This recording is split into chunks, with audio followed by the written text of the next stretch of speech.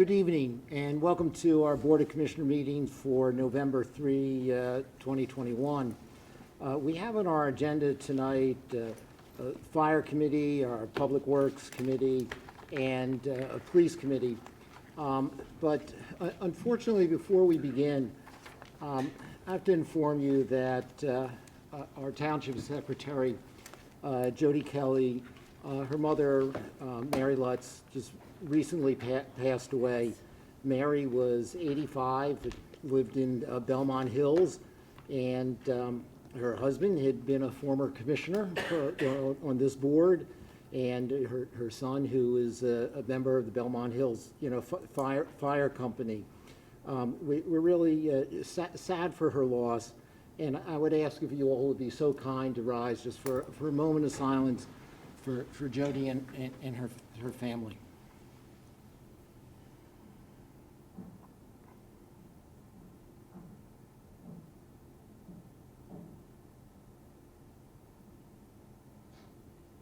Thank you. Then, if I say going from bad news, let me go to good. Yesterday, as everyone knows, was Election Day.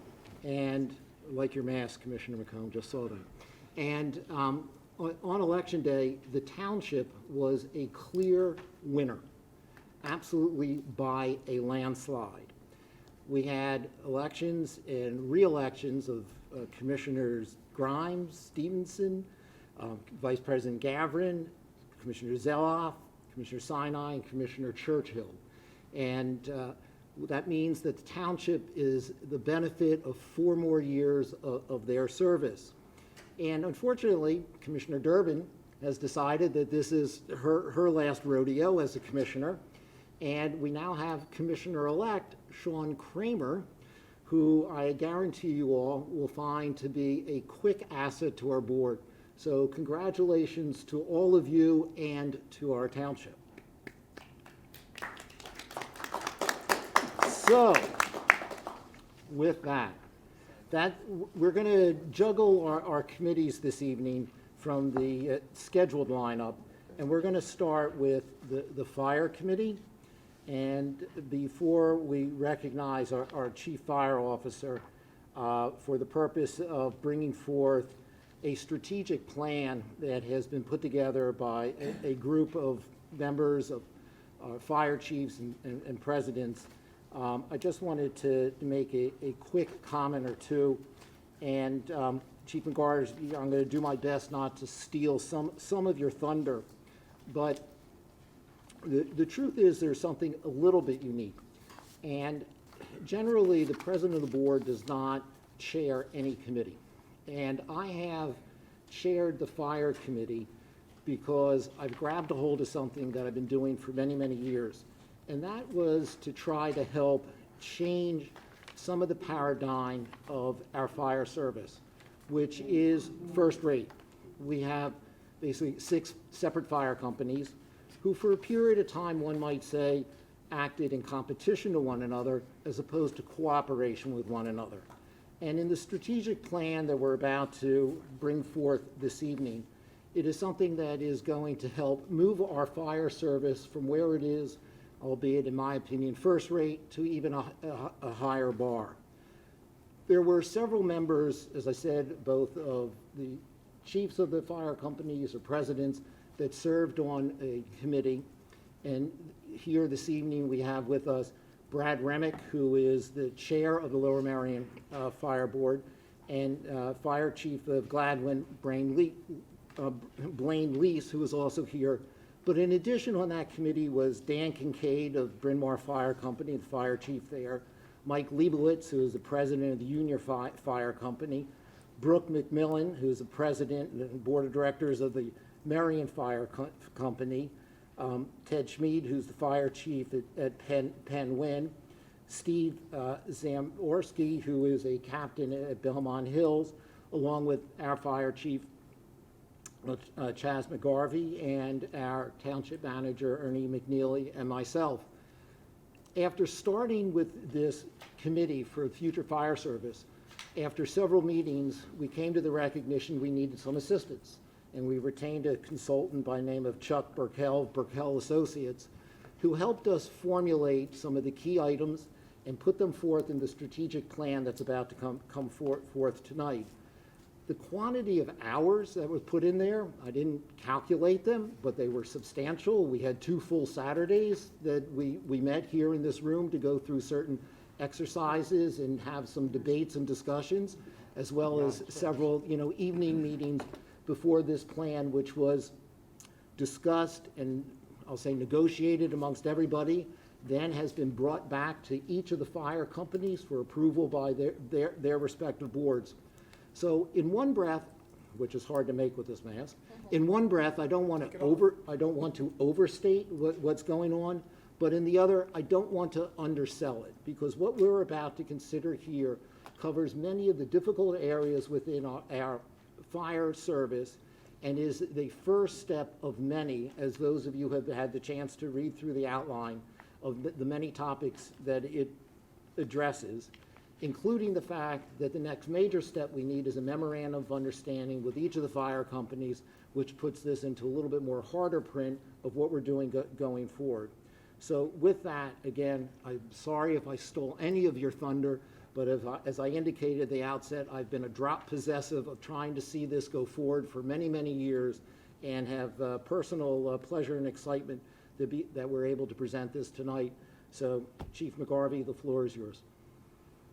So, good evening, Commissioners. So, the action to be considered tonight is the approval of the strategic plan for the Merion Fire Service, and it's required for board consideration so we can get approval to authorize staff and the fire companies to begin to work to implement the strategic plan. With that, I got a quick PowerPoint I'd like to share with you that goes through it.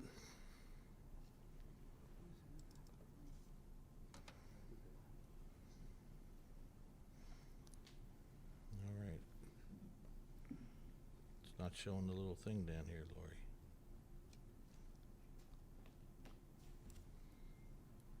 I guess, Anna and Gilda, can you see it? Yes. Okay. Okay, before I begin, though, I also want to take this opportunity to thank, all those who served on this very important committee. A lot of hard work, as President Bernheim said, a lot of hours, a couple Saturdays went into the creation of this document that was unanimously adopted by the fire companies at our Merion Fire Department Board of Directors meeting last Thursday evening. As President Bernheim said, tonight we have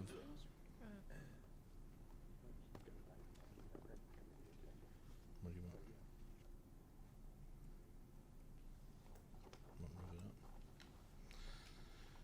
As President Bernheim said, tonight we have President Brad Remick with us from Penn Wynn, who's the chair of the Merion Fire Department Board of Directors, and Chief Blaine Lease, who is the chair of the Chiefs Committee of our Board of Directors. It should also be noted that the Future Fire Services Committee continued to meet virtually throughout the pandemic, and a great deal of work was completed during this time that eventually would contribute to the in-person planning process.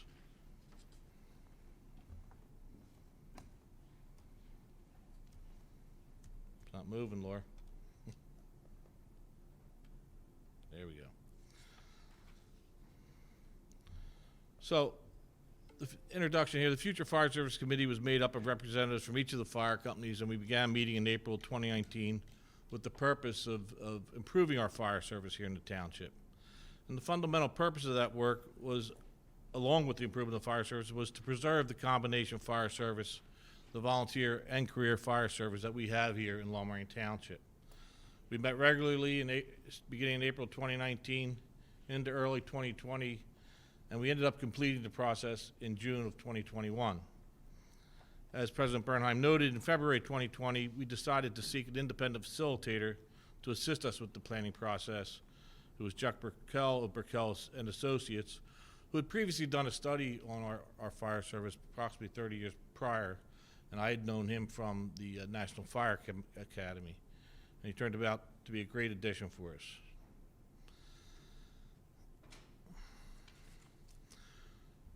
So, in the creation of this plan, it resulted in identifying 11 strategic issues with 13 goal statements, 42 supporting objectives. And the work was to be attained within a 5-year period starting in 2021 through 2026. Now, as you know, we're already in November of 2021, so it's going to be pushed out a little later. And it's also recognized that this is a living document and that these objectives could encounter obstacles and challenges, as well as new developments that could affect or change the timeline of the original assumptions made. We reviewed and eventually updated the fire department's mission statement. An environmental analysis was looked at all the economic, cultural, social, and physical environments in the Lower Merion Fire Department. We identified strategic issues. 5 work groups were assigned to discuss each issue independently. They were to identify goals to address each strategic issue and objectives by which the goals could be met, as well as identify critical success indicators for each strategic issue identified. So goal 1, the fire company finances. This area deals with the financial resources required and available to fund and provide fire service by the fire companies within Lower Merion Township to the community. It includes such areas as township support, donations, fundraising, relief association, record management, budgeting, capital requirements, such as the fire stations and apparatus, with fiduciary responsibility to multi-constituency groups. Goal 2 was the memorandum of understanding that President Bernheim spoke to. This area represents the need for a current written mutually agreed upon document setting forth a common understanding of the relationship and obligations of the fire companies and Lower Merion Township to each other. Goal 3, or the strategic issue 3, is the future fire company mergers and locations. If the need for either relocating an existing fire station and or consolidating it with another or the creation of a new fire station, there are best practice steps and procedures outlined to accomplish this in this document. This area addresses the development of a set of established metrics for identifying any non-performing fire company or companies using established or existing standards, regulations, the Insurance Services Office recommendations, or other relevant metrics that ultimately will efficiently and effectively serve the township. Fire companies' facilities was next, and with the implementation of this goal, fire stations within Lower Merion Township will comply with existing standards and best practices, support current day-to-day programs and apparatus, and comply with all applicable federal and state laws. The next strategic issue is the recruitment and retention of members. A specific intent of the Future Fire Service Committee is to preserve the combination volunteer and career firefighters of Lower Merion Township. This area addresses the best practices and required elements to recruit and retain volunteer firefighters. The next strategic issue speaks on duty crews, housing, paid on call, safer grant execution. Because of the established combination system within the Lower Merion Township Fire Department, there are a variety of positions to include volunteer, duty crews, paid on call, and career. For those who are compensated in either a direct compensation or receiving such benefits as housing, there are various sources of funding such as current federal assistance from the Staffing for Adequate Fire and Emergency Response Grants, or SAFER as it's known. This grant program funding, which Lower Merion Township currently participates in, was created and received to provide funding directly to fire departments and volunteer firefighter interest organizations to help them increase or maintain the number of trained frontline firefighters that are available in their communities.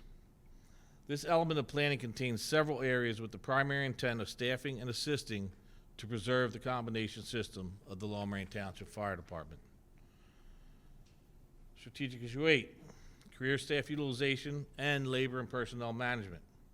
This strategic element addresses the utilization of career members currently employed by the fire companies, recognizing that Lower Merion Township assists each fire company with financial support for this effort. How these personnel are managed, trained, their assigned duties, whether they should be employed directly by Lower Merion Township, how they are supported and supplemented by duty crews, volunteers, and paid on call, are all areas of examination within this element. As noted within the career staff utilization. One consideration for the future is whether the career staff should remain as fire company employees or that of Merion Township.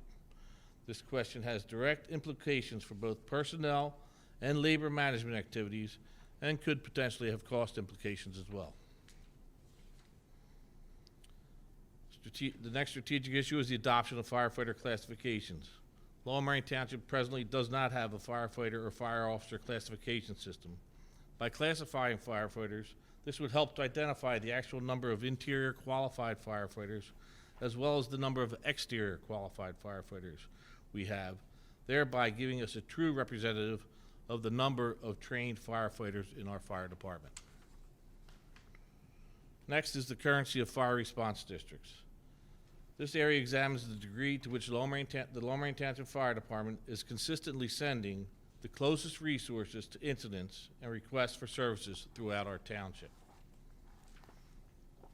The organizational structure or structured chain of command Merion Township wide is the next strategic issue. And this planning element includes the examination of an appropriate organizational structure that supports a chain of command township wide and is supported within the bylaws and procedures of the individual fire companies and Merion Township. With that, I'll be glad to take any questions that you have, or President Brad Remick or Chief Blaine Lease could also assist. Are there any members of the board who would like to ask Chief McGarvey any questions? See none? Anybody who would like to tap into the president of our Lower Merion Fire Department? Rick Churchill. I'm sorry, Mr. Churchill. My apologies. That's okay. I don't know if this question is appropriate, but that's never stopped me before. Two questions. How much would a new or an additional assistant fire chief cost the township? Just ballpark. Well, I will try to intercept that, if I may, Commissioner Churchill. That is a topic which is up for consideration in connection with our budget planning, not this strategic plan. So if we could hold information, hopefully that'll be acceptable. My second question would be, obviously, I would want an additional assistant fire chief to complete the inventory of commercial buildings when they should be inspected, and the fees that should be voted upon. And I guess my question would be is, that should be in the strategic plan, and would these fees offset the cost of an additional fire chief? I understand that may not be relevant, but in the strategic plan, there should be a completion of this inventory. I came late, and may have already showed that, so I apologize. Now, Commissioner Churchill, and I'll let Chief McGarvey respond afterwards.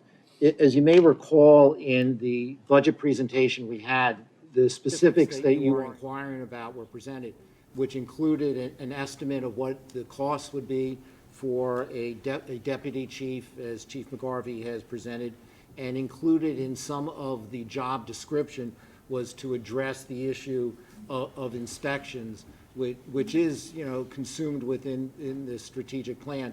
But Chief McGarvey, is there something else you wish to add in response to Commissioner Churchill? Please feel free. Yeah, some of that would be under where we talked about that structured chain of command township wide, and how we were going to utilize career staff and those kinds of things. So they, if we were to take on the career staff, they could naturally be out there doing inspections as well. But, the strategic plan still has to be, approved by all of you first before we can start the implementation of this, so. Well, it's been stalled for several years, and I guess the end thought is that when the study is completed and fees are assessed, that it should pretty much cover the cost of this additional assistant fire chief. But okay, I'm way ahead of the game. I apologize. Thank you. Certainly no need to apologize. Is there anybody else who has any questions for Chief McGarvey or two other guests here this evening? See none. Are there any members of the public who wish to raise some comments in connection with this strategic plan? Please, sir, come up and introduce yourself.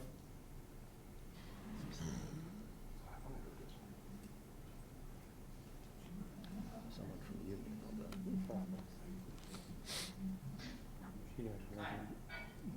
Scott Friedman. First, I want to thank the commissioners, Chief McGarvey, Chief Lease. I want to start off by saying, so I am a Lower Merion volunteer firefighter. I am an executive officer of one of our fire company boards. I am a Lower Merion homeowner and soon to be a Lower Merion business owner. I want to start off my comments by saying I have a great appreciation for the chiefs here, the chiefs in the rest of the fire department, those who came before me and all they've done for fire service in this township. And in no way are my comments in any way not taking into account my appreciation for what was before me. That being said, there are some concerns that I have about approving this plan at this time, and I want to share them with you briefly. They're really in three components. The first of which is a process component. As a former management consultant, the strategic planning process to me always begins by identifying all of the stakeholders involved and finding opportunities for those stakeholders to participate in the process. And it is concerning to me that this process did not take many of our stakeholders into account in direct involvement in the creation of the strategic plan. I include in that volunteer firefighters, our career firefighters, members of our public, our homeowners, our business owners, all of which have unique perspectives to bring to the table regarding the fire service. I wear many of those hats myself and have many concerns about moving the fire service forward in the coming years, and I don't think we can call this a strategic plan when we haven't sought the input and participation of all of our stakeholders. So that is my first concern. My second concern, and again, I've been in the fire service here for only 3 years. I moved to Lower Merion from Colorado a short time ago. I'm doing my best to get up to speed. I'm one of our more active volunteers in the township, and I've had about 1,000 hours of training in those 3 years. I'm by no means an expert in the fire service. That being said, I think most of us in the Lower Merion Fire Service recognize major challenges that we face. And from my perspective, I'm not speaking for my fire company, for the board of my fire company, I'm speaking only for myself. There are two main components that I believe are required to be addressed to move forward with the fire service, and I don't believe the strategic plan deals with either. The first of which, every fire incident that we have in this township requires our companies to work together. None of us are self-sufficient to handle a building fire on our own. So we're always working with at least one other company, and on a fire, multiple other companies. But the problem is that we're not a unified fire department. We do things differently, we train differently, our equipment is different, our trucks are set up differently, and the philosophies of our leadership are different. So when we are required to work on a fire together, we're not prepared to do so because we aren't a unified Lower Merion Fire Department. We are individual fire companies who do things individual ways with different philosophies. And that is a problem, and that is a safety concern. And I think if nothing else, that has been borne out in this very difficult year of our fire service. Secondly, I think we have to acknowledge that times have changed. Although I have not been here very long, I recognize that the amount of volunteers available for our fire service are nowhere near the numbers that they traditionally have been. And lots of things have changed, and we have to recognize that. I believe that, does that mean I have out of time? Keep going. Sorry. I believe that ultimately this fire service must start to shift the balance from a volunteer fire service supplemented by a small number of career staff to a combination department where career staff is supplemented by volunteers. And I don't believe the strategic plan seriously addresses that issue. All of these things were mentioned and brought up in the 2007 report. And as I looked through that report and all of the action items that many of which appear in this strategic plan, have not been acted upon. And it's my belief they have not been acted upon because, again, we don't act as a unified fire department. We act as 6 individual departments, 7th with Narberth, and we are unable to implement these things because there isn't agreement. So until we're ready to really tackle the 2 big questions, which to me are unifying the Lower Merion Fire Department with a leadership, with economies of scale, with better training for all of our people, with a unified way of working together, which we need on every single fire scene, we won't be successful. And I also believe until we acknowledge that the volunteer model that we currently have in place does not work, and as the townships surrounding us have changed it, we have to acknowledge that we have to talk seriously about that. So for those reasons, I ask you to consider strongly whether or not this is the right time to accept the strategic plan in its final form. Thank you for your time. Thank you very much, Mr. Friedman. Is there anybody else who would like to address the board? Please come forward.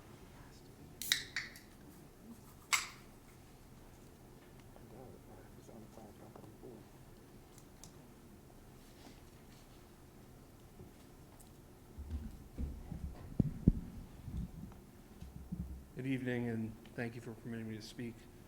I'm not nearly so eloquent as Scott, but I'll try my best. My name is Abraham Vague. I'm a lifelong resident of the Philadelphia area and a resident of Lower Merion Township since 2016. In 2018, I joined the Lower Merion Fire Department as a volunteer, and I'm currently a member of the board of directors of the fire company I volunteer with, although I'm appearing today here as a concerned private citizen. In my professional life, I'm a software developer and real estate investor, including in property here in the township. I have a very strongly vested interest in the past, present, and future of my community. And with all due respect to all those who have spent considerable time in its drafting, when I first reviewed the document being considered, I was appalled to find that it contained what seems to be a series of politically motivated ideas without concrete thought about the time, capital, or most importantly, human costs associated with its implementation, let alone concrete plans that appropriately define the success or failure of any particular measure. Frankly, it's riddled with inconsistencies and milestone dates in the past and does not provide any coherent timelines or cost estimates. Given that 5 p.m. this past Friday was the first time any member of the public had the opportunity to review the so-called plan, I find it highly inappropriate that this committee would seek to railroad it through rapid approval with the least possible level of public scrutiny or attention. I urge this committee to vote not to adopt this plan, as in its current form, it does not adequately address the wants and needs of the fire department, its members, or the public at large. Thank you. Thank you, Mr. Vague. Is there anybody else who would like to address the board in public comment? Are there any members of the board besides myself who would like to respond to public comment? Seeing none, and Chief McGarvey will also give you an opportunity. First, both Mr. Friedman and Mr. Vague do appreciate you coming forward and expressing your views. You may not be surprised. I do not share them in their entirety as to some of their conclusions. But let me try to address them so that, to some degree, can explain to you why I come out on a different side of the equation. One, as in reference to, quote, stakeholders being involved. This is a process of what we've been trying to accomplish for years, which was not just the group that I made reference to, although primarily at the end it was their work product. Each of the members of those groups are citizens. They live in Lower Merion, work in Lower Merion, as well as serve in the fire department in different capacities.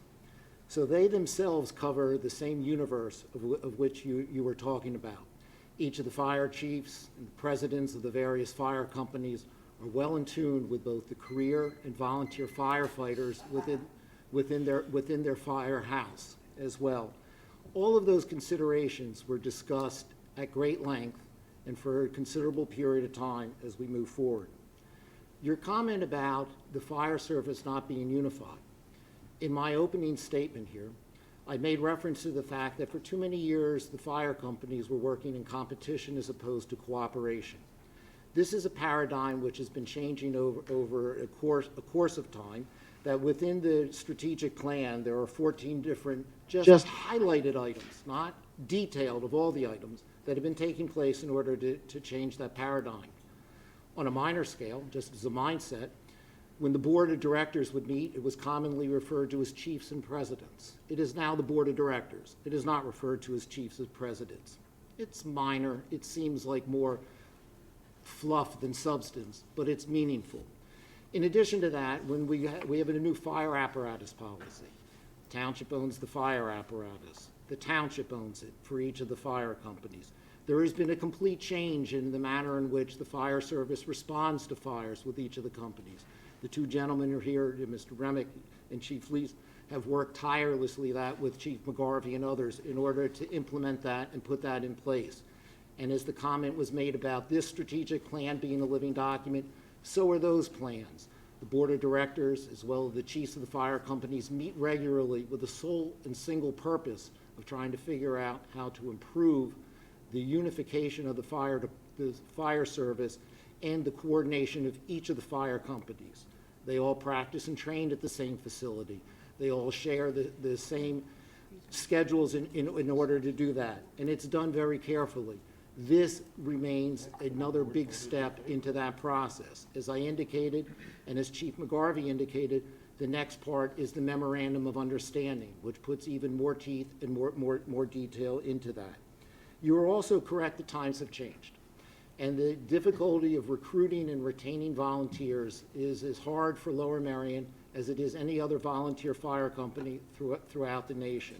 That issue is also addressed within the strategic plan of what we do. We are still committed to the volunteer fire service, and the fire company from which although you did not mention, which I believe that you're affiliated with, has improved its increase on volunteer firefighters tenfold, if I'm not mistaken, over recent times. And there is a concerted effort to go ahead and to utilize all of our resources to the extent we can tap into the relief fund in order to assist in that, so that we can do things to help continue the volunteer fire service. We recognize that may not last forever, but we will keep our finger on the pulse as to what we're doing as we go forward, and that is a critical point of the strategic plan. And Mr. Vague, there is no political motivation of any nature whatsoever. I will be as blunt as you. I am offended that you would stand before us and make that statement without one iota, one scintilla of substance evidence behind it. You, sir, with all due respect, are flat out wrong. This was put forth by a group of individuals who are dedicated to the fire service of this township, and that's it, nothing else. And what they did was try to come forward in order to put forth a plan which does have timelines and does have costs affiliated with each of the items that is there. So, if I may, with the same bluntness that you had, question the depth in which you read that which you were so critical of. I think that you will find that this plan is something that comes before this board after years of working with a number of people, not just those who are on that committee. And it is something that I hope you will reread and reconsider, and when the memorandum of understanding comes to your fire company, if you have questions, bring it forth then, not in this forum where you seem to indicate a true lack of knowledge of that which really took place. Anybody else? Commissioner Zeloff. I guess just a question, President Bernheim. Will you be calling on us for comments on the plan or just comments on the public comment? You will have an opportunity to make comments on the plan, and if you wish to do so now, it's a good time. Okay, thank you. I will start with some comments on the public comment, and I know that you asked for that before you spoke, President Bernheim, but I had to collect my thoughts. So we do welcome public comment at all times, as was made tonight. I will point out to my colleagues and anybody else watching this meeting that we understand that each of actually the 7 fire company boards, and each fire company is independent and each has its own board made up of volunteers, many of whom live in this township, discussed and voted. And the results of those 7 board votes were reported last week at the monthly fire board meeting. And all 7 reported support for the plan. Some of them said it's important to them that the plan is flexible, so that if there are changes that are felt by the fire board that needed to be made, that they could be made. So that's our understanding, and I think both of the members of the public who spoke tonight indicated that they were board members of their fire company. So this wasn't known to the fire companies 5 days ago. This has been known to the fire companies for months and months. And as I said, the fire companies voted in support. Let's see, other comments. I do have one. Well, let me just say that I think as President Bernheim started out, it is his leadership of the fire committee that sends the message to us and to the community that the fire service is a high priority issue for the township commissioners and for township management, for Dan to continue as the chair of the fire service. This plan is needed. Changes are necessary. We did make a significant change a year ago that wasn't mentioned, that at township expense, we are having independent financial reports prepared for each of the 6 fire companies to which the township makes a significant annual contribution.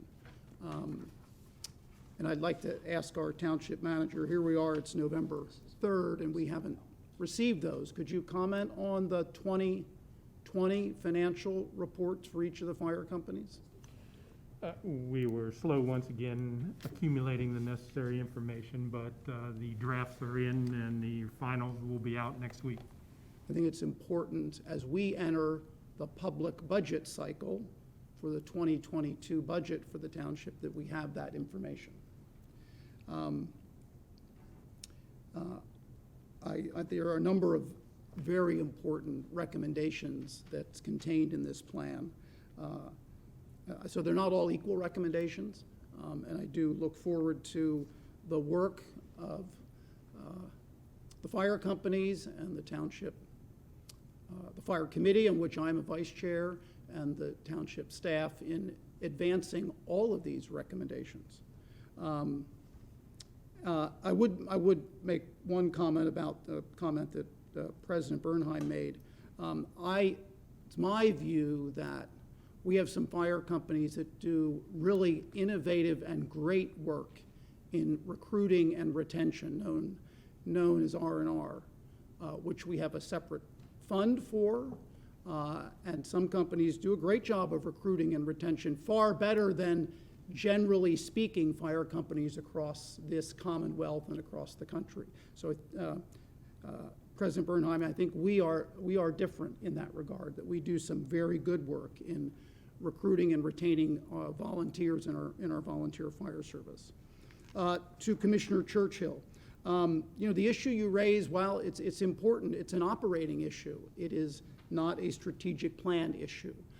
There was a fire report. There is a fire report, an annual report of the fire service that we each receive.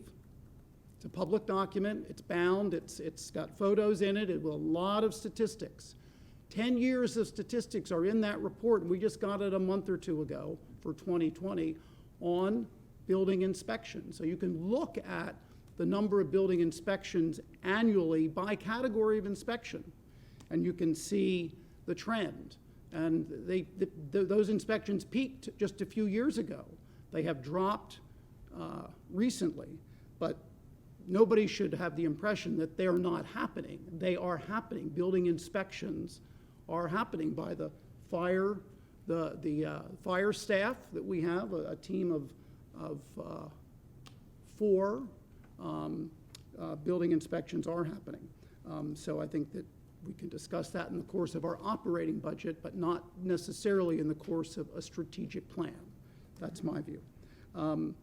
And so looking at my notes, I think that covers it. I do think we should advance and approve this strategic plan this evening. Thank you. Thank you, Commissioner Zoff. Anybody else who has any comments before we move to a vote? Vice President Gammon. Thank you, President Bernheim. I have, it's not a surprise, I've expressed concerns about our kind of fire service as in general in years past. And I think overall, I first want to applaud every single firefighter, both paid and volunteer, including the two gentlemen who spoke tonight, including our two representatives who are here today and our chief as well. It is a job I couldn't imagine doing, and truly am thankful for the work that you all put in. But a lot of the issues that came up tonight in terms of the disparate work across the fire companies, some of the financial issues that we haven't gotten the reporting that we've needed.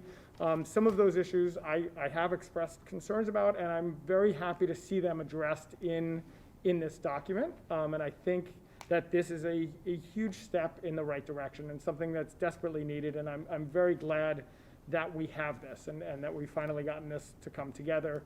When I first saw it, I was concerned that it is pretty broad. It doesn't have incredibly specific guidelines. It doesn't have incredibly specific budgets. But getting a better understanding of it, I understand that's not the goal of this document, and that's what the memorandum of the MOUs are for as the next step. I guess a question I have, which came up from the public comment, is what is the process for the MOUs? Will they be back in front of us as a board? Will we see these? How does that work as a next step? Yeah, essentially, the MOUs will be an agreement between each fire company and the Township of Lower Merion. So once we go through the process of working through them with all of the fire companies, they will have to come back to this board for ultimate approval. Okay, wonderful. And with that, I feel a lot more comfortable because I know that really the devil's in the detail here. There is a lot covered in this strategic plan. There are things as we get more specific that we may like. There are some things we may not like and want to adjust. But I think this is a huge step in the right direction. I'm very thankful and grateful and happy that we have this and that we're moving forward, hopefully, with this plan. But I am looking forward to and will take a very critical look at the MOUs moving forward. Thank you. Thank you very much, Vice President Gammon. Anybody else? Let me just add on to that. In the section regarding the memorandum of understanding, there is a time period, and each of those, with each fire company, while they will have fundamentals which are the same, they will also be tailored to the individual fire companies. So we'll have to go back to their boards as well for review and approval. So that's why it's got a process that will take some time to get those details then further in print. So, yes, Commissioner Durbin. Thank you. I just want to say that I kind of had the same reactions of several looking at the strategic plan. It wasn't exactly kind of what I expected.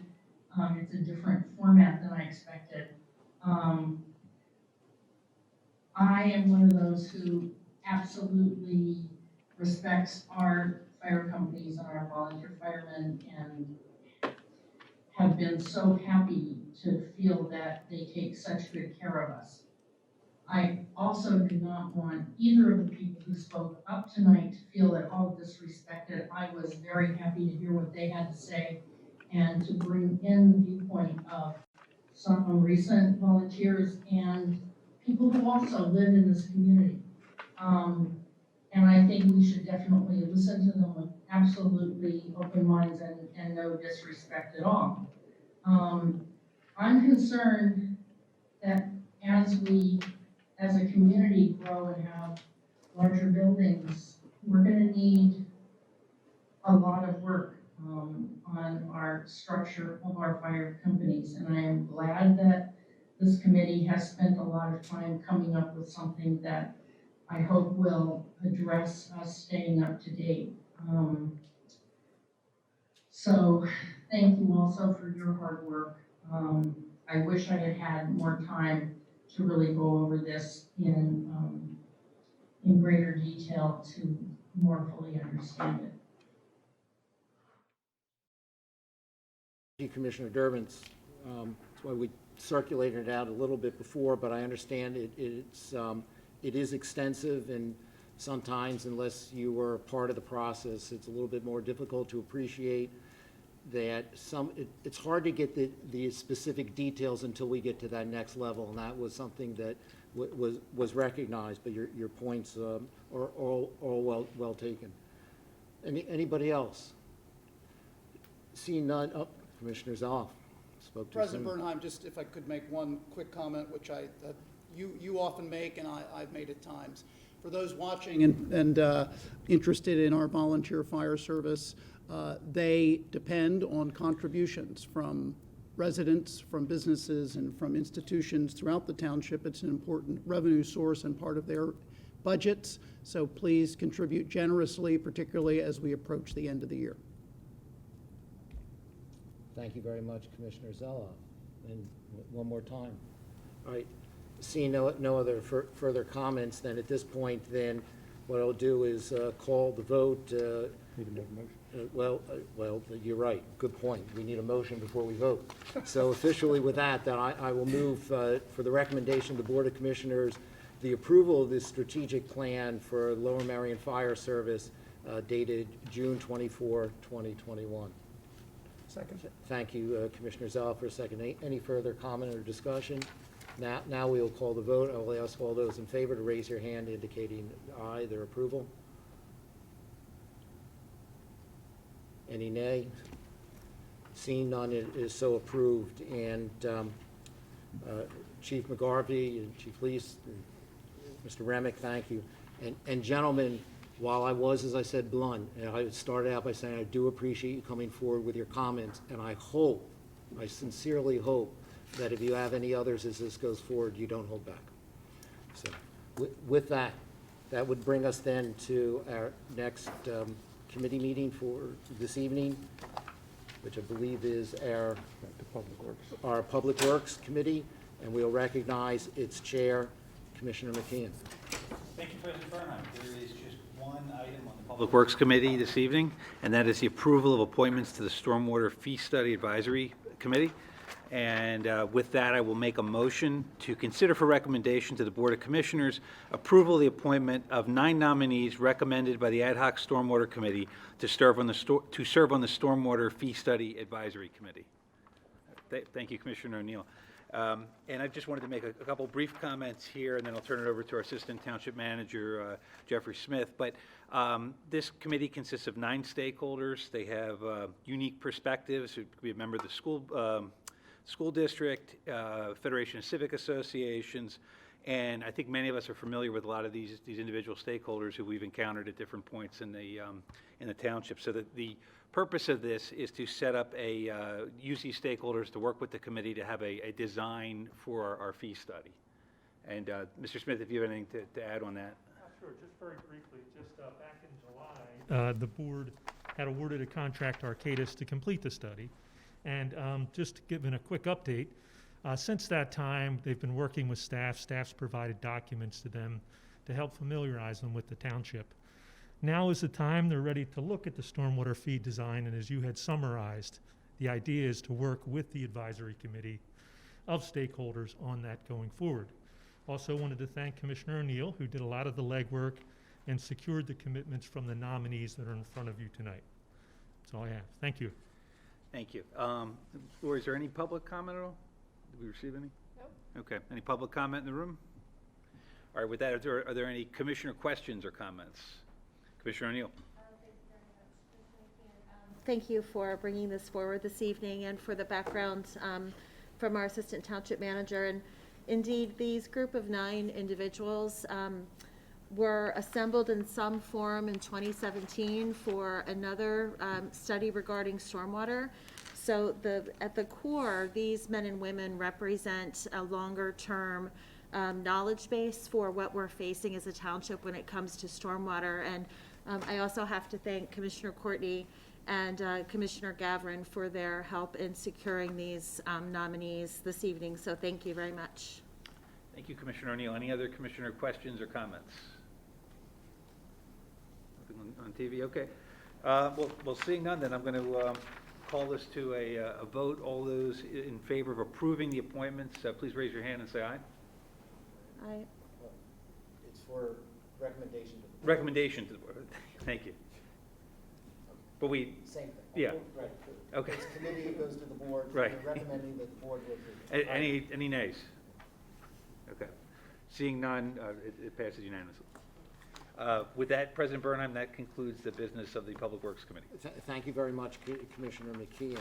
And next, we have Parks, please. Parks is supposed to be next. Okay. Next, then, we have our Parks and Recreation Committee, and we'll recognize its chair, Commissioner O'Neill. Thank you, President Bernheim. This evening, we have one agenda item on Parks and Rec as a committee, and that's a resolution authorizing a grant application for PECO Green Region Open Space Program. So I'd like to go ahead and make a motion first, and that is to consider for recommendation to the Board of Commissioners adoption of a resolution authorizing a grant application to the PECO Green Region Open Space Program for a proposed invasive species management pilot program. So may I have a second? Oh, I had a feeling we may have a few of those. Thank you, Commissioner McKeon. I think I saw your hand first. And to give a little more background, we have our sustainability manager, not to put you on the spot, Ms. Vila, but if you wouldn't mind giving us a little background on the grant. Thank you.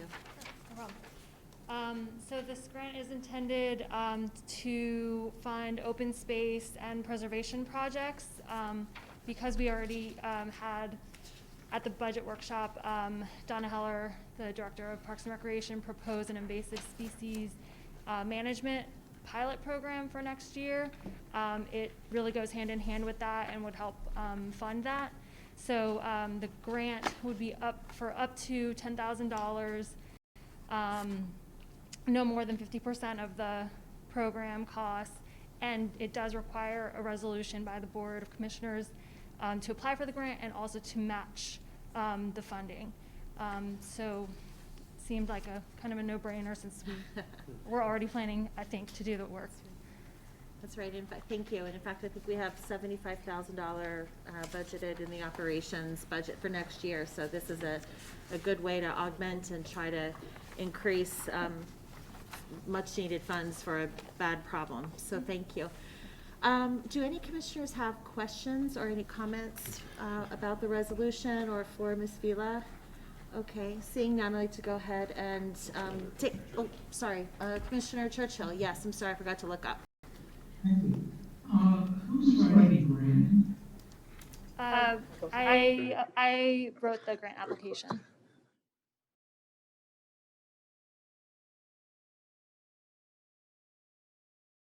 Commissioners, either online or in person? Okay, seeing none. So all those commissioners in favor, please signify by saying aye and raising your hand. Opposed? And no. Great. Okay, so that is that passes unanimously, and that concludes the work of the Parks and Recreation Committee. Okay, we might just dial back a second. Oops. I know if any public had Oops. wanted to make a comment on that. Yes, I'm so sorry. I No, forgot no, about that's public. that's quite all right. No, okay. All right. Yep, looks Seeing good. none, we're all good. Thank you, Okay. President All right, Bernheim, thank you for very that much, correction. Commissioner O'Neill. That brings us to our next and final committee meeting for this evening, which is the Police Committee, and recognize its chair, Commissioner Zella.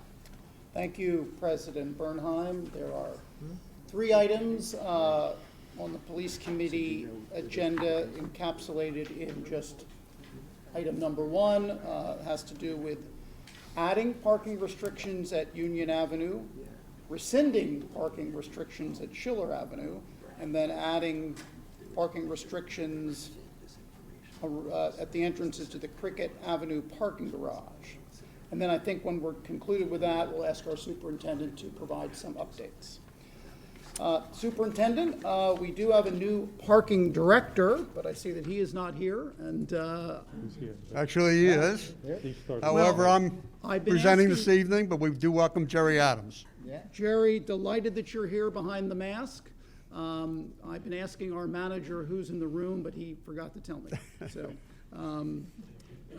I didn't notice you were back there. I'm definitely throwing Ernie under the bus. So I guess Superintendent, we'll call on you, and Jerry's your backup. Yes, indeed. We're giving a preview for future meetings. Okay. So the first item is for Union Avenue, as you noted. We received a petition from residents requesting a 1-hour parking time zone from Bala Avenue west to Hazel Lane from 8 a.m. to 8 p.m., Monday to Friday. This action will allow the residents to apply for residential parking permits and will also address long-term parking from businesses and residents, and for residents on Bala Avenue. All 9 residents in this section of the roadway have signed the petition in support for this change. So I think we're going to break these into 3, even though they're one agenda item. So do members of the committee have any questions or comments for this item? And Commissioner McComb, it says Ward 1, but I think this is your ward? It is Ward 9. Yes. We annexed it when you weren't looking. Yes, I suspected so much. Yes. Presidential powers. Yes. Commissioner McComb, any observations on this? No, I support it. I've been in touch with the residents on Union Avenue, and there has been a concern, and they've followed the procedures, so I will support it. I do have a question. I assume that the same process can be reversed if, in fact, it turns out to be something that is not working or not fully supported. It can be. In fact, one of the actions is to rescind a parking regulation. So, with that understanding, I'm in support of the proposal. Okay, commissioners who are online that I can't see. Assuming they have no comments. Gilda. Just a quick question. Commissioner Churchill. Yes. Where am I supposed to see? A 1-hour parking limit, how is the police going to enforce that? Well, that would be both the parking service and police would patrol the area, and if somebody's in violation and does not have the required sticker, then that would be the violation, and they would be issued citation. I'll support this, but it seems as if, one police officer could spend the whole day just enforcing this, requirement. And I don't see that happening, and, to maybe chime into what Commissioner Zeloff always says, that, if you're not going to enforce a rule, it's, I don't know, what is it, Commissioner Zeloff?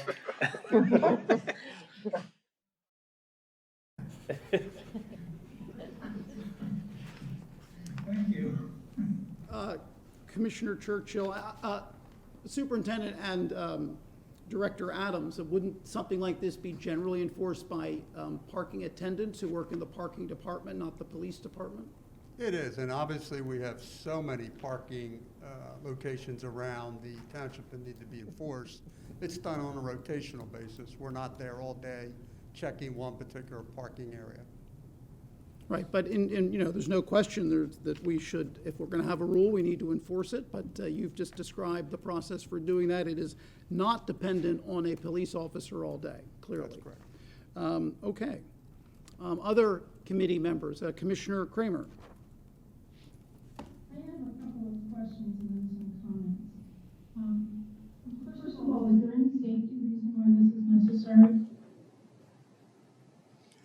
I don't think they expressed a concern about safety. It has to do with access to parking.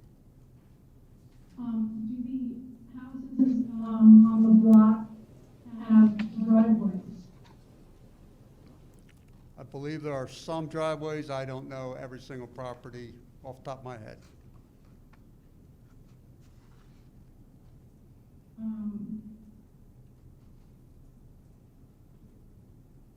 is there a need to have turnover on the street for the businesses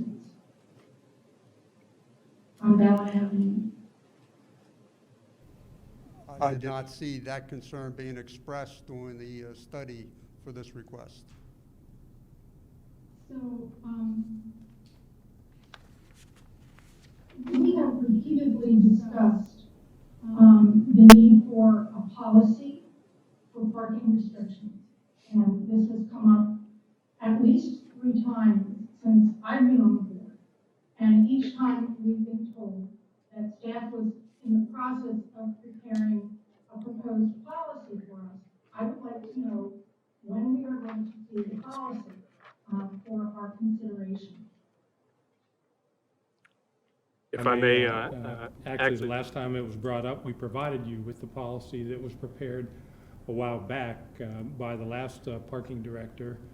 And it has been provided to our new parking director for Mr. Adams to work on to see if there are any amendments or additions that should be added to that policy. No policy was just that people could ask for it and we did it. And that is not a policy for when it's appropriate and when it should be granted.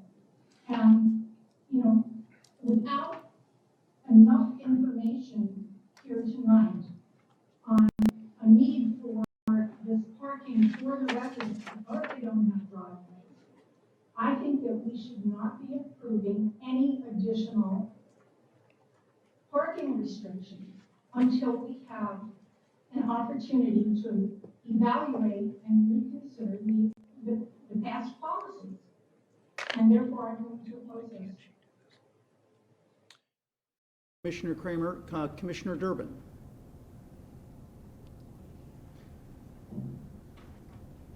Thank you, Commissioner. I also have spoken about the need for a township-wide policy that takes into account not just individual preferences, but the needs of the township as a whole, especially near public transportation and safety near schools and the other issues that we've talked about in the past. And I, understand the concern of residents when they can't park in front of their houses, but there are some needs in the township that we really have to take a big picture look at. And I don't feel like we've done it, and I agree with Commissioner Kramer on this. Thank you, Commissioner Durbin. Commissioner McComb. Thank you, Commissioner Mello. Well, I agree. A policy probably is a good idea.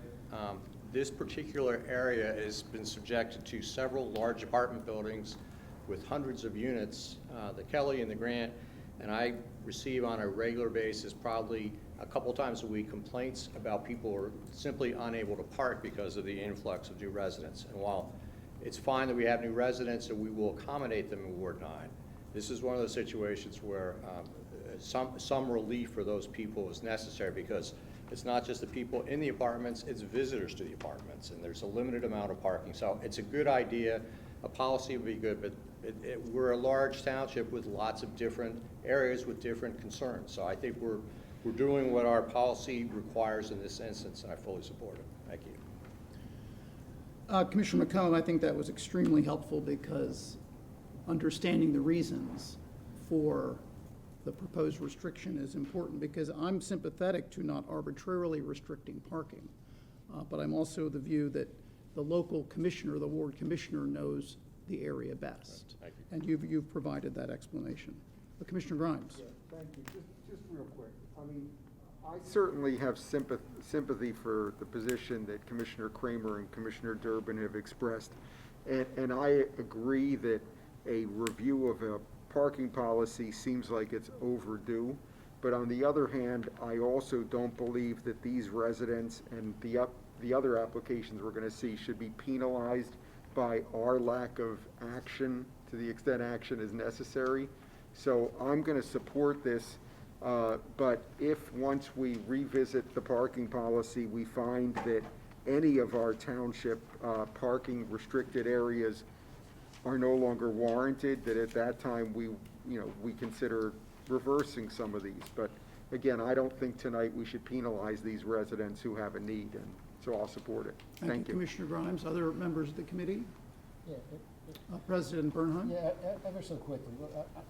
I don't want the impression to be created that we're flying without a net. We do have policies and procedures, and each time this comes forward, each of the situations, just like this one that's before us now, is a byproduct of certain changes that have taken place. So you put a policy in effect, something occurs, and then you need to adjust to it. And we have done that, and we've done that only after we've received the analysis, from be it our parking director or police to do that. So while I think it's a great idea for Mr. Adams to go review our policy and see what recommendations that he can have to that, it's going to be more of a general statement, I'm afraid, as to a case-by-case specific analysis, which is our policy to do each and every time it comes forward. So I also will support that, and coming attractions, the others that we've had the opportunity to review as well. Thank you. Thank you, President Bernheim. Other committee members with comments or questions? Seeing none, members of the public with comments or questions? I'll just, before I make the motion, just say that we are fortunate to have a highly capable and energized new director of parking, and it sounds like he has yet an additional assignment to take on. So I will move that this committee recommend to the Board of Commissioners that we authorize the Township Secretary to advertise notice of intent to adopt an ordinance to amend the code of the Township of Lower Merion, Chapter 145, by adding a 1 hour, 8 a.m. to 8 p.m., except Saturday and Sunday, parking limitation on the north side of Union Avenue from Bala Avenue to Hazel Lane. Motion's been seconded by Commissioner McComb. And before we take the vote, I'll just observe, even though we have one motion on our agenda, I'm going to be making 3 motions in the course of this committee meeting, given the comments and concerns that have been expressed. So the motion has been made and seconded. All those in favor indicate by raising your hand. All those opposed indicate by raising your hand. I see 2 opposed. So, Madam Secretary, any abstaining? Seeing none, it appears that the vote is 12-2 in support. Excuse me? There were 2 members of the committee in opposition. Commissioners Kramer and Durbin, would you consent to putting this on consent? Seeing that in the affirmative, Madam Secretary, this can go on the consent calendar for our board meeting in 2 weeks. The second item for this committee to consider is the opposite action. So that proves the answer to Commissioner McComb's question of a moment ago. This is to rescind a parking restriction on Schiller Avenue, which I believe is in Ward 1. Accurately noted. Commissioner, or Superintendent McGrath, can you provide more information? Yes, and this was received from the residents of Schiller Avenue requesting the removal of the current 2-hour parking time zone from Gordon Avenue west to and including the cul-de-sac. All of the residents that reside in the cul-de-sac are in support of the removal of these signs. And Traffic Safety did evaluate the petition, did not see any issues with this request. So we are recommending the removal of this restriction. Thank you, Superintendent. Questions or comments from committee members, including the commissioner in whose ward this is located? It's a good idea. There we go. Okay. Commissioners on the remote status? Any questions or comments? Vice President Gavin. Thank you, Mr. Chairman. Just a quick question. Do you know why these signs were put in the first place? I do not. Okay. I don't know how long they've been in place either. Okay, thank you. Commissioner Sinai. Just to follow up with a question that's parallel to the question that was asked before, why are they asking to have them removed? They want, I believe, I didn't do the study, but I believe they wanted, 1 second.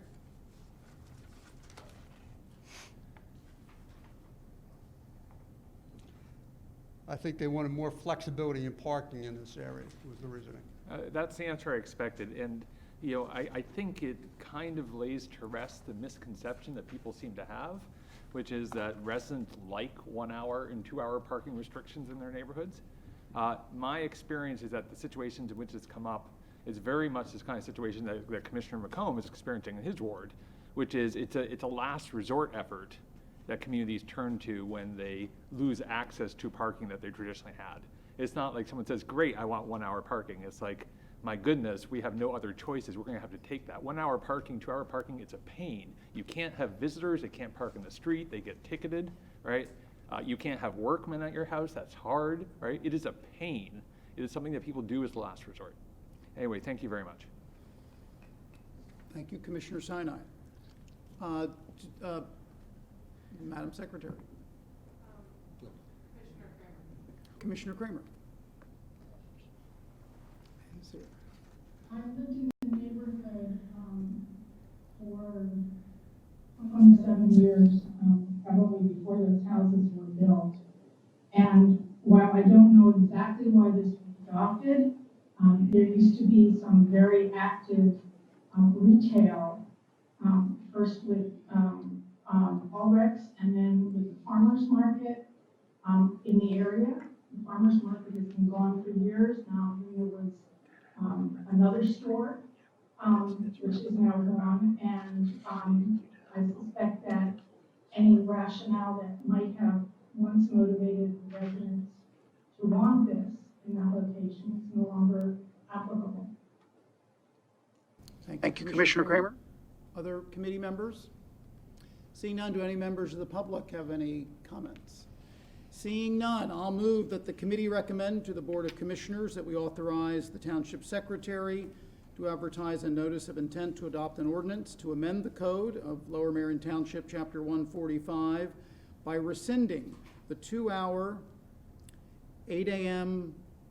to 6 p.m. except Saturday and Sunday parking limitation on both sides of Schiller Avenue from Gordon Avenue West to and including the entire cul-de-sac. Anybody wish to second? Vice President Gavin. Motion has been made and seconded. All those in favor so indicate by raising your hand.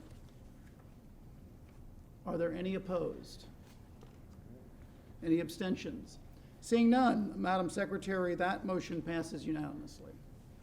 Okay, third item that involves parking.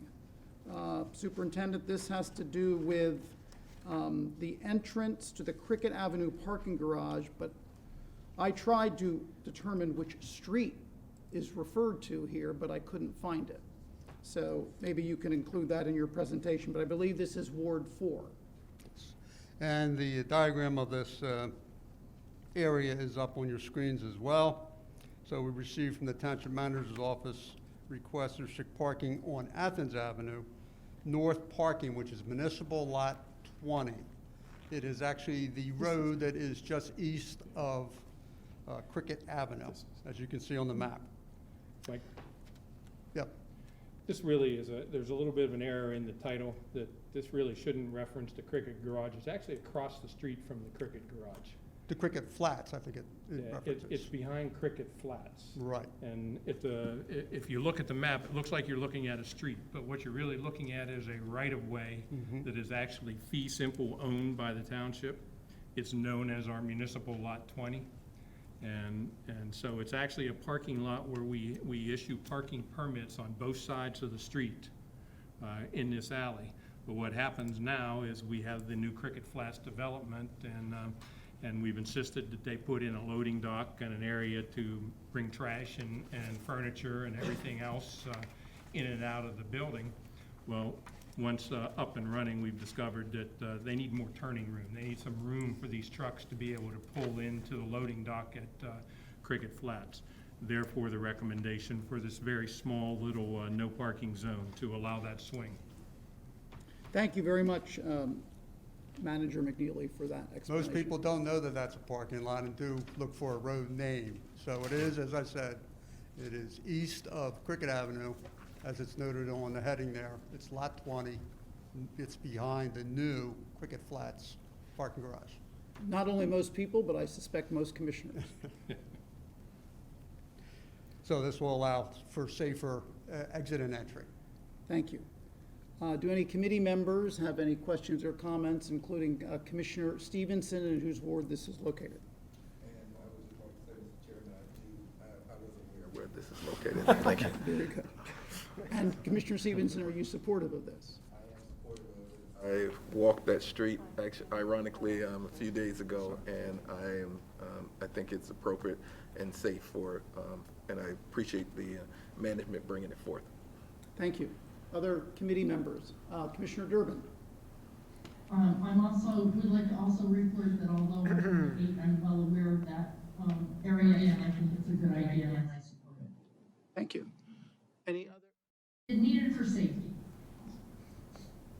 Thank you, Commissioner Durbin. Other committee members? Seeing no comments, or do any members of the public have any comments? Seeing none, I'll move that this committee recommend to the Board of Commissioners that we authorize the Township Secretary to advertise notice of intent to adopt an ordinance to amend the code of Lower Merion Township, Chapter 145, by adding a no parking anytime regulation on municipal lot 20 to prohibit parking between signs on the south side adjacent to the retail parking garage entrance/exit for a distance of 40 feet, and on the north side for a distance of 20 feet on both sides of the retail parking garage entrance/exit. Do I have a second? Second. Commissioner Stevenson seconds. All those in favor, so indicate by raising your hand. Are there any opposed? Any abstentions? Madam Secretary, that third and final motion passes unanimously. So while we have our superintendent with us tonight, Superintendent, do you have any reporting out that you would like to provide to the committee and to the public? Yeah, it's just a few items. The police department is participating in a department-wide endeavor to raise funds for cancer research and awareness. As you can see on the screens and for our viewers, it's called No Shave November. Officers can grow beards in November. We will use social media to raise awareness and pass out information to those in the community that have an interest in supporting this effort. It's also anticipated that as people see our officers growing beards, it will be a natural conversation starter to improve community engagement. Kudos to Patrol Sergeant Sean Clifford for making the recommendation for this worthwhile effort. Another effort we have in the police department, which we do annually, there is a well-known, widely supported collection of food each year. It's called Camp Out for Hunger. And we've been doing it, like I said, for a number of years. Working with the FOP, we collect food and funds for the annual Preston and Steve Camp Out for Hunger run in partnership with Phil Abundance. They're actually doing it this week, which is much earlier in the winter season than they're used to. But later this week, we'll be delivering the collected food and funds to help those less fortunate who suffer from food insecurity. And just a couple more items. We received information from USDA about the upcoming deer call. There will be a deer density survey done January 26th and 27th. And the removal then will take place over 6 days, February 28th, March 1st, March 14th and 15th, April 4th and 5th. Our animal warden, Ed Bogley, and one of our officers will be assigned to assist the USDA team. As the dates for the call approach, we will put out a blackboard message to residents as we have done in years past. Then lastly, I just want to update on some traffic calming projects. As we all know, traffic calming requests require approval by the Board of Commissioners. Those that have been approved include the Gypsy Lane speed humps. We will soon be meeting at the location with Pannoni's traffic engineer, Brian Keaveney, and Public Works to confirm the locations that came through in the drawings, and then the plans will be sent out for bid. The work is tentatively scheduled for spring 2022. Another area that received approval, Ashland Avenue for transverse rumble strips. 3 possible locations for the installation were identified. A sketch was prepared, and the proposed locations were sent to Commissioner McKeon for review and to talk to the residents who brought this forward. The location was confirmed, and a member from TSU marked out the location and submitted the request to the paint shop for installation. Another area that received approval was Rose Glen Road for also transverse rumble strips and roadway edge lines. Public Works has provided drawings of the installation for those items on Rose Glen Lane. The drawings went to Commissioner Grimes and the petitioning residents, who provided input to determine the final markups of the plan. Public Works has the sketches and is trying to determine if they have enough materials to do the work at this time, or if it'll need to be postponed into 2022.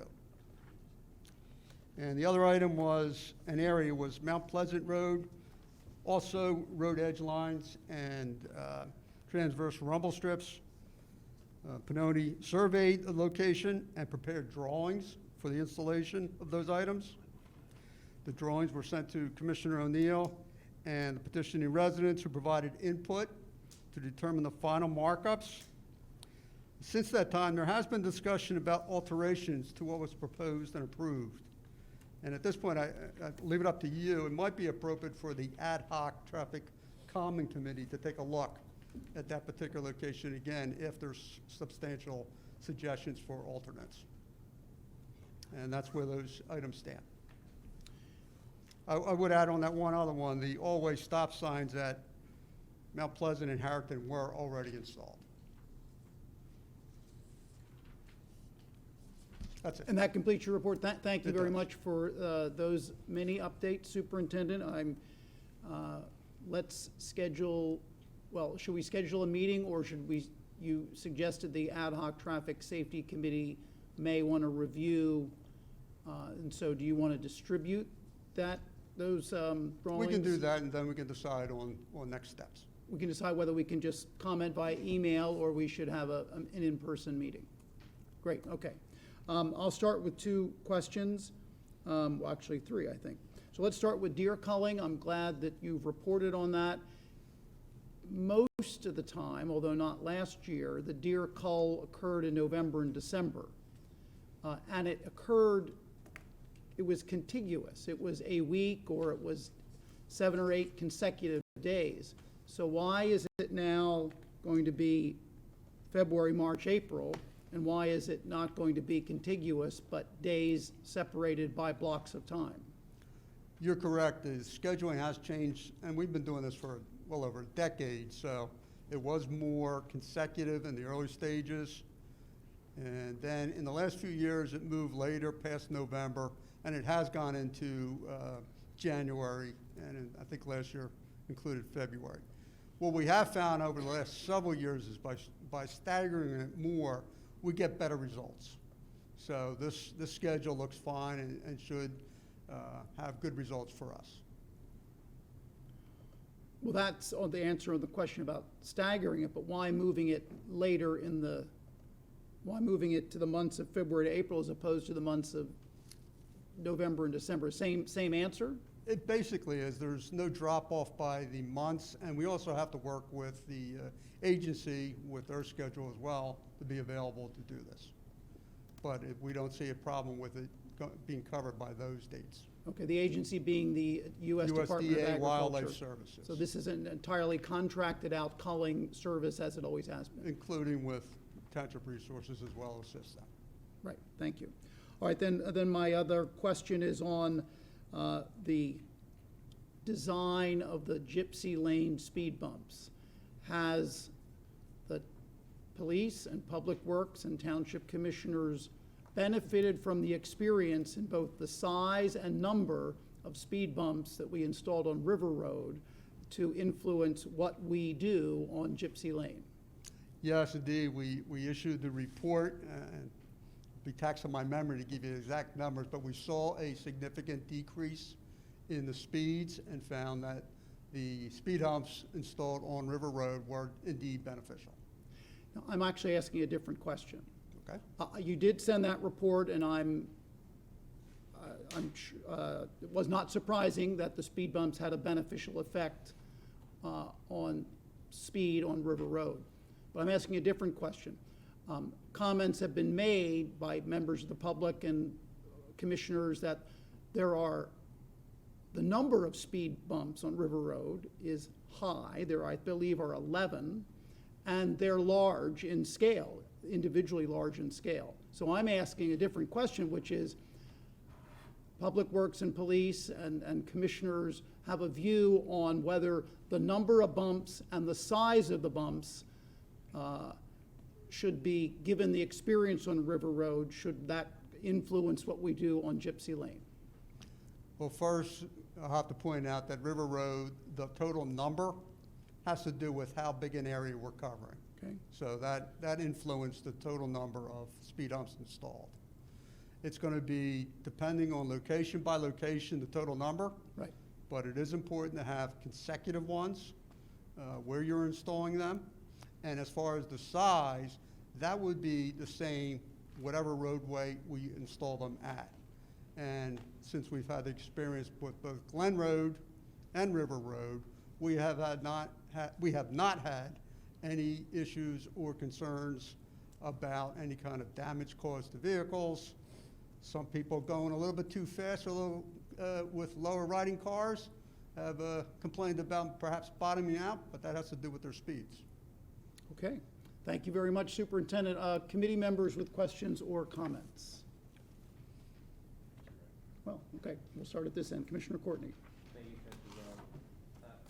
I guess I would like to understand why it's taken so long with the Gypsy Lane speed bumps and some of these other ones. I believe we approved these 6 months ago or more, and I guess spring and summer and now fall have passed, and now we're unlikely to see the work start until spring of 2022. I know this is a balancing act between traffic safety and public works, but it surprises me that it's going to take a year after our approval to get these speed bumps installed.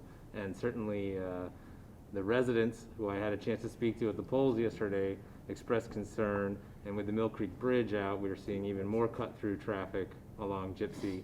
And given this delay, they've asked if we could possibly have more traffic enforcement for people who are continuing to speed excessively down Gypsy Lane. Well, it's true. Certainly, we have, as far as delivery services, had to actually use that road as well due to Mill Creek Road. So there's a great deal additional traffic in that general neighborhood due to Mill Creek's unfortunate closing because of the storm. Some things to keep in mind whenever these things are approved, it's a combination of several things. Getting the engineering drawings, making sure that we get back to whoever's brought it forward to get their follow-up input so that they are in agreement that what we're installing is actually going to resolve what they're requesting, and it's not going to create problems for where they're installed in their neighborhood. You saw that occur with River Road, a lot of interaction with the residents to make sure that people were satisfied with what we were doing. And that happened as well up in Gladwin for Rose Glen Road. Sometimes things don't move as quickly as people would like. The other thing that's been a problem this year is just materials and supply chain issues as well. So it's a combination of all those. I can't identify one as being a major problem with delaying the process. And then with regards to the potential of additional speed enforcement along that area? Yes, and it's one of the areas where we are doing that with the resources we have, as well as many other locations where we're getting the same complaints due to traffic being detoured with all the construction in the township. So we are addressing them as best we can. Thanks, Superintendent. Thank you, Commissioner Zella. Thank you, Commissioner Courtney. Commissioner O'Neill. Oh, thank you, Commissioner Zoloff, and thank you for the report on culling, as well as on the traffic calming. My question pertains to the Mount Pleasant project for the line stripes to have the street look more narrow than it is to try and slow traffic. My understanding, based on conversations with neighbors, was that this is simply, we're waiting for the paint, is how it was indicated to me by staff. So we had just been waiting for that release date, or along the lines of some of the others. But if there's been a material change in what the neighbors want that hasn't been communicated to the group, to the engineer, or to me, so I would maybe want to, before we hold up the process by running through another committee, maybe get verification that we're just waiting on paint for the side white lines, because this is new news for me. Well, one, that is true that we're waiting for supplies, so that is one part of that. However, I wasn't directly involved with the communication with the neighbors, or in fact yourself. And my understanding, there was quite a back and forth communication about some changes. So if we can offline address that, we can Yes. keep this moving along. Thank you. That's the goal, is to try to get it implemented. Thank you. Thank you, Commissioner O'Neill. Commissioner Grimes? Thank you. I guess maybe two comments. With regard to deer culling, which I've come to regard as a necessary evil deal with respect to all the deer we have, I'm somewhat disappointed. I understand why it's not going to happen until February, but I think, at least in my part of the township, we've seen more deer. We're seeing more deer now than I think ever before. And I hope that when it happens, the culling will be for a long enough period that we can reduce the population enough so that it will last for a while. I mean, I personally probably see at least several deer every day. So, and I'm sure some others have the experience of that. So that's one. And then just quickly on, since you brought up Rose Glen, I will say that the measure that has been implemented, the stop sign at Rose Glen and Maple Hill, has gotten universal praise from the residents, who are grateful to the department and our township staff for putting that in. So I just wanted to say that, because it's made a marked difference for the people on Rose Glen. So thank you. I would just say that the one reason they do the deer density survey, which has to be done every several years to continue to get our permit, that will give us a good picture of what it looks like right now compared to prior years. Following up on that, when's the last survey that was done on the deer population in the township, Superintendent? I'd have to look it up. It's been a while. It's been a few years. So it probably is necessary to at least evaluate. And required. To evaluate the effectiveness of the deer cull. We think it's effective, we know it's necessary, but we need to have some data to support that. Commissioner McKeon? Thank you, Commissioner Zello. I just wanted to mention Ashland Avenue briefly. Commissioner Courtney talked about how these applications were approved a while back, and that's not a case where Public Works has dragged its feet or the police have dragged its feet. With that application, more than 80 residents on the street signed a petition. There were for traffic calming. There was a crash history of 5 somewhat recent crashes. The only feasible option there was a rumble strip. So the board unanimously approved the rumble strip, but there were many residents who signed the traffic calming petition who actually didn't want the rumble strip. So this became a somewhat controversial issue, and I'm very grateful the way that the police worked to try to find multiple locations. So we ended up, somewhat fittingly, I suppose, the rumble strip is now going in front of the one property of the individual who started the petition. She wanted the rumble strip, so she's getting the rumble strip. But we looked at a couple different locations, and so the delay was really just to try to minimize the impact of the noise on neighbors who may not want it, and try to really get it in there surgically as best as possible. And again, I really appreciate the time that the police focused on that, and the engineers in coming up with some alternative solutions. To be filed under, be careful what you wish for? Possibly. Thank We'll you. check back 6 months from now, we'll see. Thank you, Commissioner McKeon. Any response to that, Superintendent, or is that? Well, I think the bottom line is we will make sure we do it right. Right. Other commissioners with questions or comments? Looking on the screen, seeing none. Superintendent, thank you very much for your report and highlighting the two fundraising initiatives that the police department and our police force are involved in. And so, thank you very much. President Bernheim, that concludes tonight's police committee. Thank you very much, Commissioner Zeloff. And, but, Mr. Adams, time out, we may not be finished. I'm the new parking director, Parking Services, Gerald Adams. And I did come prepared. Ernie was kind enough to provide me with the emails to double back to parking a little bit from the review of the previous parking policy. And I would ask that everyone really evaluate what the term public roads mean to you, because I tend to side with Commissioner Kramer, Commissioner Durbin in a lot of these situations.